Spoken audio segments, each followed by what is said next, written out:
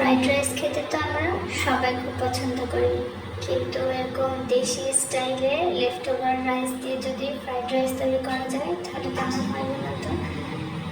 Hello, আসসালামু আলাইকুম viewers, কেমন আছেন সবাই? হোমমেকার কিচেনে আপনাদের স্বাগত।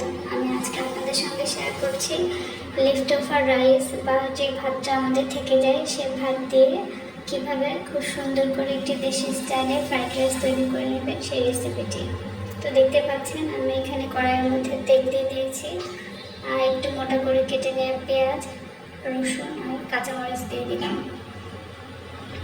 এবার এটা একটু হালকা সতে করে নেব।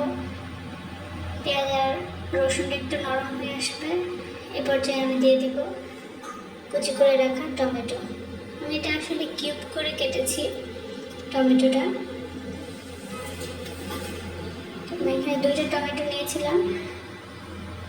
টমেটো একটু নরম হয়ে আসলে আমি দিয়ে দিব এর মধ্যে লবণ আর হলুদ গুঁড়া দিয়ে আর একটু নেড়ে নেব।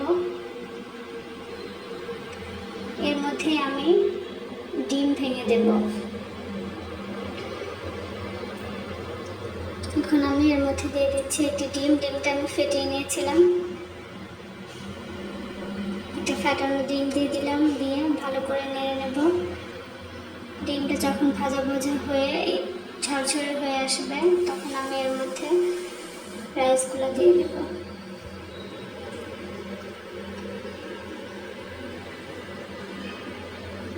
এটা আমার প্রায় ভাজা হয়ে গেছে। এখন আমি এর মধ্যে দিয়ে দেব রাইস, দিয়ে খুব সুন্দর করে ভেজে নিতে হবে।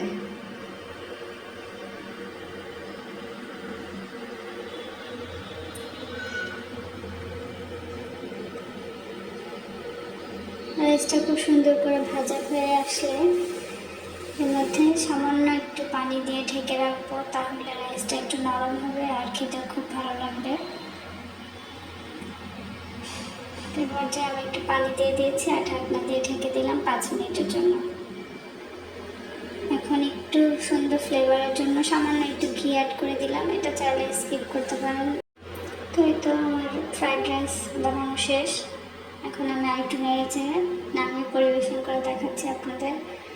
এটা যদি একবার এভাবে দেশি স্টাইলের ফ্রাইড রাইসটা তৈরি করে খান তাহলে কিন্তু লেফট ওভার রাইস থাকলে এই রেসিপিটি বানাতে ইচ্ছা হবে।